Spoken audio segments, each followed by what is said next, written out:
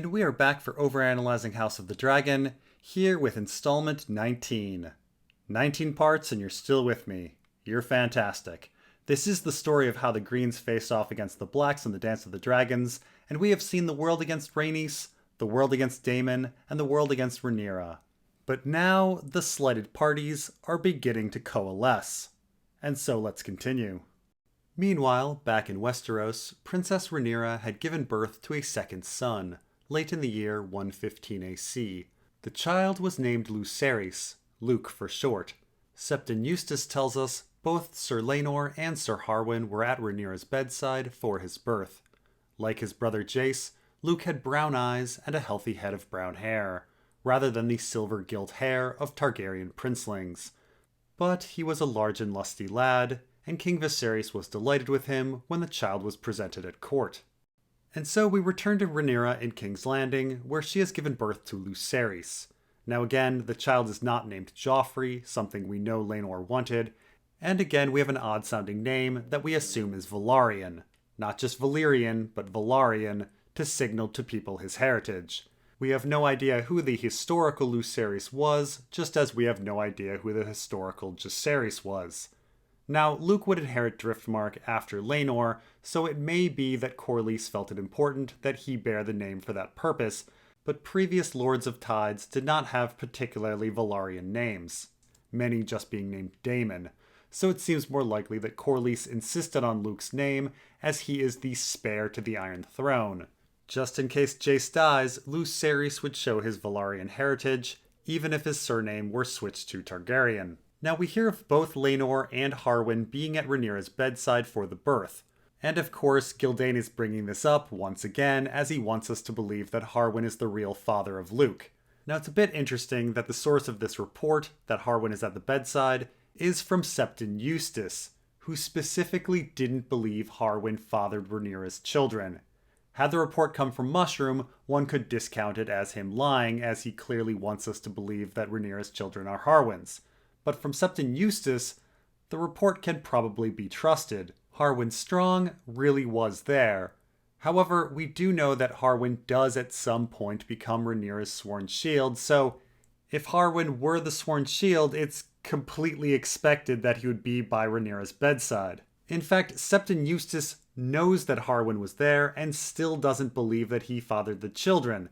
And that's probably because Harwin had a professional reason for being there. There was nothing unusual about it. This is much like when Gyldayne called Rhaenyra and Criston Cole inseparable. Of course they were. It was Criston Cole's job to be around her. It's now Harwin's job to be near Rhaenyra, and so he's there at the birth. In fact, it seems Septon Eustace was there too, or nearby, perhaps blessing something or another. Now, with baby Luke, we get a physical description, and Gyldayne says that Targaryen princelings have silver gilt hair. It's somewhat notable that he only mentions the males here, as we know that Rhaenys was a princess without silver gold hair, and we have no idea the hair color of Aemma Arryn. More significantly, in this description, Gyldayne goes as far as to call Luke lusty, which is a clear reference to Lucamore Strong, also known as Lucamore the Lusty.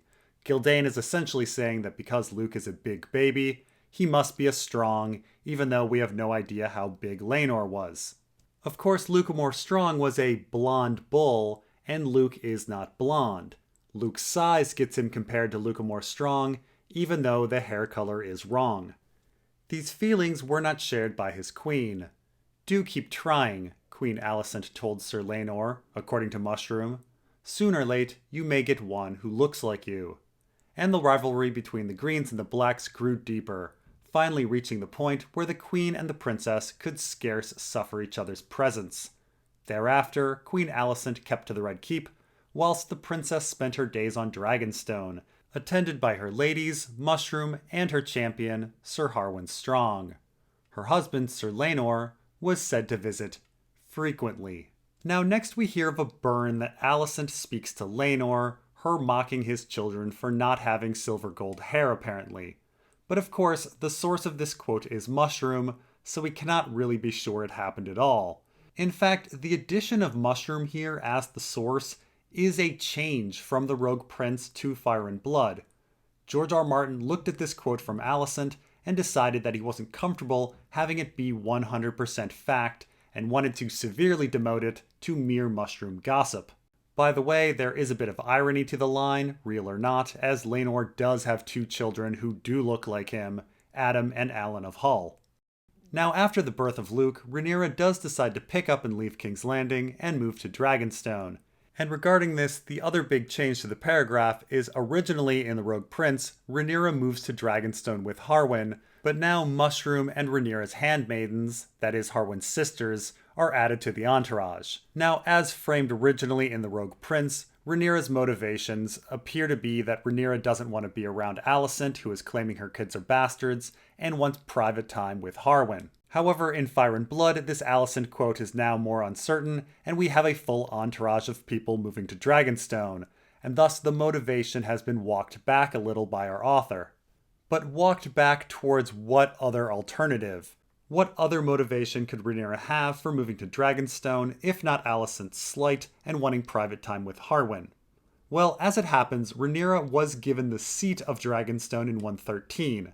That's where she should be residing as Viserys' heir. Her living there isn't really weird, it's the timing that's in question. Why didn't she move there in 113, and why now in 115? Well, with certainty, Rhaenyra was rather busy from 113 to 115. Going back to 113, we know that Rhaenyra toured the Riverlands after receiving Dragonstone. She then got married and got pregnant immediately. And then after birthing Jace, got pregnant again immediately, and then had to birth Luke. And so it seems likely that the true motivation for moving to Dragonstone in 115 over, say, 113 or 114 was that she was either busy traveling or didn't want to travel because she was pregnant with Jace and Luke. The year 115, after recovering from giving birth to Luke, is really Rhaenyra's first chance to travel to Dragonstone. Let's remember that pregnancy preventing someone from traveling is the very reason for Laena staying in Pentos. This happens just 2 paragraphs earlier and then is revisited in the next paragraph. Daemon's paramour Mysaria took a ship when she was pregnant and miscarried, and now not just Daemon, but the rest of the Targaryen family is spooked by the incident. Now on Rhaenyra's entourage. There is a very good reason that Mushroom is added to the entourage going to Dragonstone, and that is because Mushroom's role changes significantly from the original Rogue Prince and Princess and the Queen to Fire and Blood. In the former stories, he is only the court fool in King's Landing, but in Fire and Blood, Mushroom follows and serves Rhaenyra on Dragonstone. That way, a source has eyes on Rhaenyra, and in Fire and Blood, Mushroom even claims to be an advisor to Rhaenyra, thus mirroring the Game of Thrones later seasons with Tyrion and Daenerys. However, I will say that George R. R. Martin was not too careful with this change, as after Mushroom moves to Dragonstone, he's still somehow in King's Landing serving the king faithfully. That's right, he's in 2 places at once. It's rather sloppy. Now the paragraph ends with an interesting quote on Laenor visiting Dragonstone. He visits, quote, frequently. Now, this is again a massively unprofessional sentence written by Gyldayne showing his bias. Clearly there was an actual source that said that Laenor visited frequently, but Gyldayne doesn't believe it. And why? Well, we don't know. No evidence is ever presented to the contrary. Gyldayne couldn't even muster a nameless, some at court whispered kind of source to contradict the frequency claim. He just places sarcastic quotes around it. In 116 AC, in the free city of Pentos, Lady Laena gave birth to twin daughters. Prince Daemon's first true-born children. Prince Daemon named the girls Baela, after his father, and Rhaena, after her mother. The babes were small and sickly, alas, but both had fine features, silver white hair, and purple eyes. When they were half a year old and stronger, the girls and their mother sailed to Driftmark, whilst Daemon flew ahead with both dragons. From high tide, he sent a raven to his brother in King's Landing, informing his grace of the birth of his nieces, and begging leave to present the girls at court to receive his royal blessing.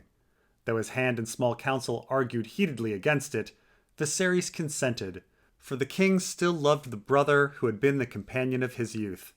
Daemon is a father now, he told Grand Maester Mellos. He will have changed. Thus were the sons of Baelon Targaryen reconciled for the second time. So next we enter the year 116, where the only things to happen for the entire year are the births of Daemon's children and the resulting reconciliation of Viserys and Daemon, which are actually bigger deals than they might seem.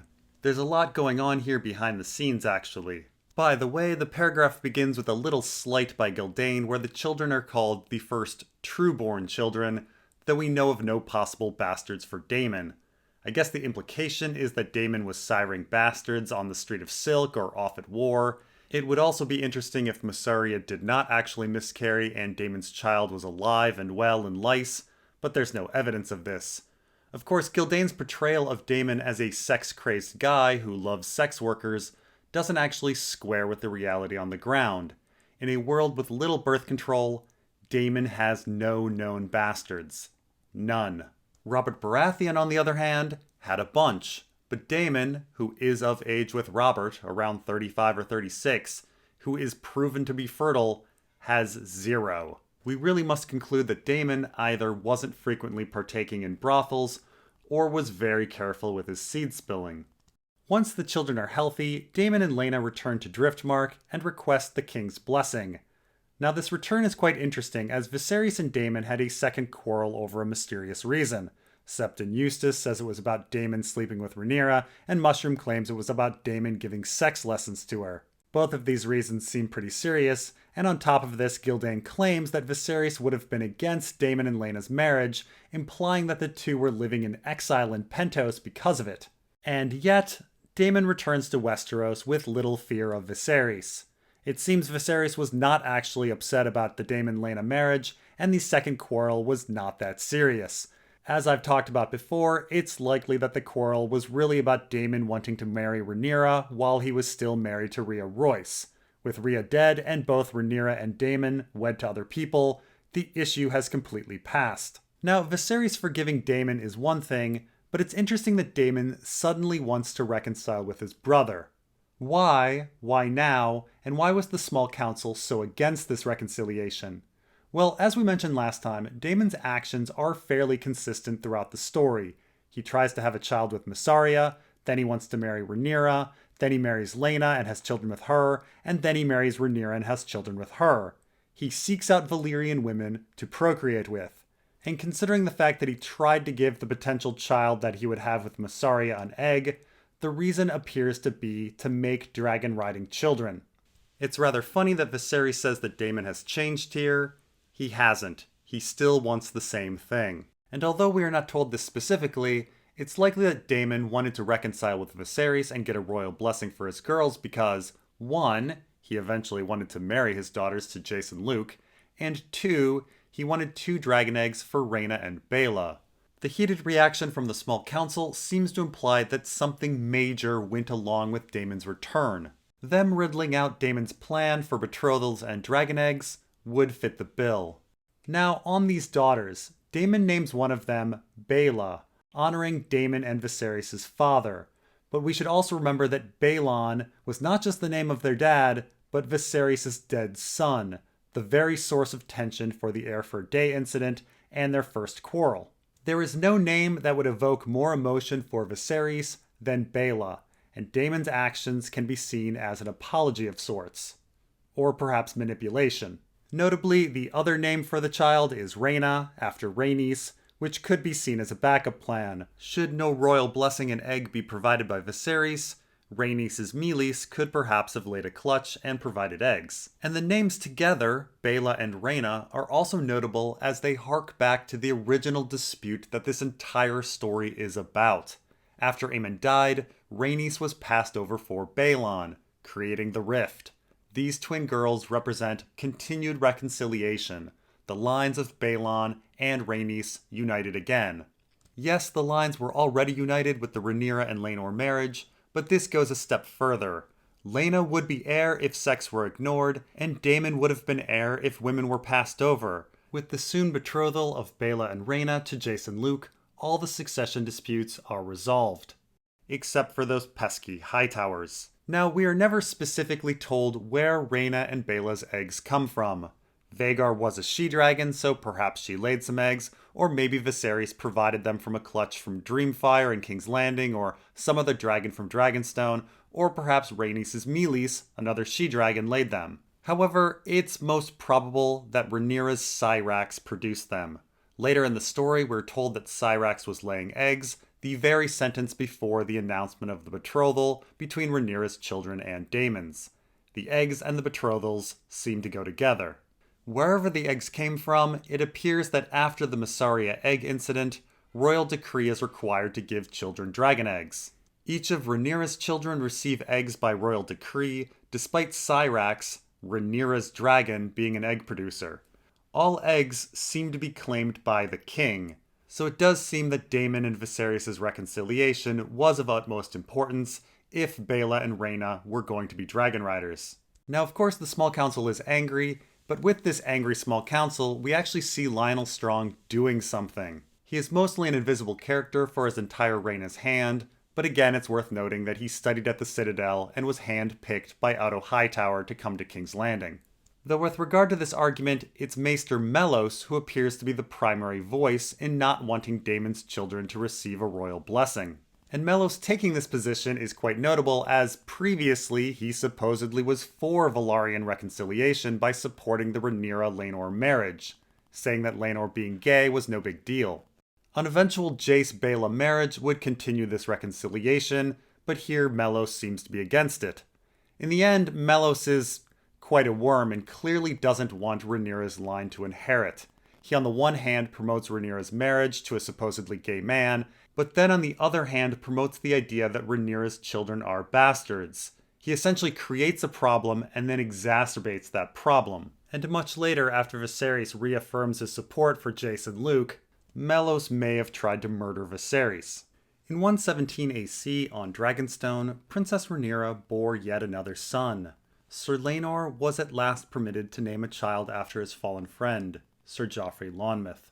Joffrey Velaryon was as big and red-faced and healthy as his brothers, but like them, he had brown eyes, brown hair, and features that some at court called common. The whispering began again. Amongst the Greens, it was an article of faith that the father of Rhaenyra's sons was not her husband Laenor, but her champion, Harwin Strong. Mushroom says as much in his testimony, and Grand Maester Mellos hints at it, whilst Septon Eustace raises the rumor only to dismiss it. And here we have the birth of Joffrey, who Laenor is finally able to name after his friend Joffrey Lonmouth, because the child is a couple steps down the line of succession, supposedly safe from becoming king. Though ironically, Joffrey does eventually become the heir after all. Nonetheless, it is touching that Laenor still desired to honor his friend years after his death. If they were in a relationship, this contradicts the notion that Laenor was a philanderer. And if they weren't, it's just a nice gesture to honor a good friend. Now once again we are given a physical description of Joffrey to imply that he was Harwin's, without any physical description of Harwin given. This time Gyldayne speaks about people discussing the common features from the reputable source of some at court. Of course, Joffrey is a baby, and babies tend not to have striking features. They don't have big noses or aquiline noses or high cheekbones or square jaws. They're babies. They all have round faces, chubby cheeks, and pug noses. Now, on top of the Greens believing that Harwin is the father and spreading rumors of such, we are flat out told the opinions of the three sources on the matter. Mushroom writes that they're bastards. Mellos hints at it. In fact, Mellos does more than hint at it. He accuses Viserys of murder, claiming that Viserys actually believed the bastardy rumor to be true and murdered Harwin Strong over it. However, the third source, Septon Eustace, does not believe it, which is very interesting. As Gyldayne presents the story, the paternity of Rhaenyra's children seems to be obvious. They are Harwin Strong's. The children all have brown hair, Laenor is gay, and he doesn't spend any time with Rhaenyra. That's more or less the argument. But Septon Eustace was actually there. He heard the rumors. He has seen the children. He has also seen the interaction between Rhaenyra, Laenor, and Harwin. And Septon Eustace is no lover of Rhaenyra, later painting her as a monster, and he anoints Aegon II as king himself. Not to mention, Septon Eustace already believes Rhaenyra had extramarital sex. Yet after all of that, he doesn't believe the rumor. He thinks the children are trueborn.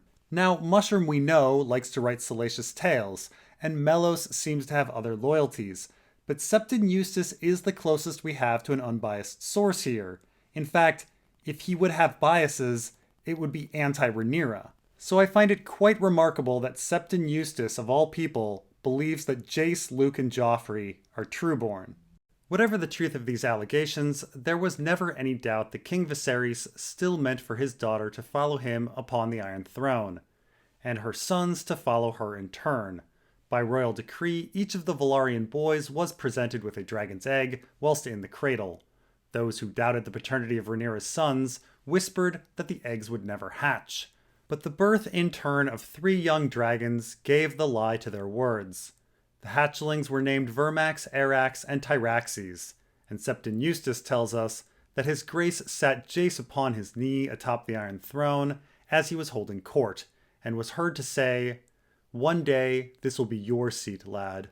And so here we find that it was completely clear that Viserys intended Rhaenyra to follow him. There was no question about this. In fact, this piece of information is one of the first few things our author wrote about the Dance of the Dragons when he mentions it in the Aerys Oakheart chapter of A Feast for Crows. The first Viserys intended his daughter Rhaenyra to follow him. Do you deny it? But as the king lay dying, the Lord Commander of his Kingsguard decided that it should be otherwise. Now, the entire Dance of the Dragons being blamed squarely on Criston Cole's decision has largely been retconned away by Fire and Blood, but Viserys' intention was not. Rhaenyra was the heir, followed by her children. And the fact that our source on this is Septon Eustace shows how incredibly firm it was. Again, Septon Eustace was not only a Rhaenyra hater, but anointed Aegon himself at his coronation. Septon Eustace certainly had the motivation to lie and say that Viserys wasn't sure or wavered, but he doesn't. Septon Eustace stays honest and reports the truth. Viserys wanted Rhaenyra, and Septon Eustace went ahead and anointed Aegon anyway. The king's wishes were not honored, and this does bring up the interesting notion that law can supersede a king's desire. The king is not above the law or Andal tradition. Jaehaerys chose his successor with Aemon, and then chose his successor with Baelon, and even after the Council of 101, chose his successor with Viserys. Then Viserys chose his successor with Rhaenyra. The tradition of succession was not patrilineal primogeniture, but monarch's choice. It's the Dance of the Dragons that changes things. Now in this paragraph, we also hear about the hatching of Jace, Luke, and Joffrey's dragon eggs. Now we already discussed how it seems that all eggs are owned by the king. Despite the boys' eggs likely coming from Syrax, Rhaenyra's dragon, Viserys owns them.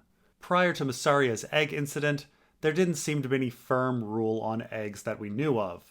Laenor, for example, got an egg somehow, somewhere, likely from Meleys, and Rhaena, somehow, mysteriously, a rather large plot hole, claimed Vhagar. But after Mysaria's egg incident, it's the king's decree.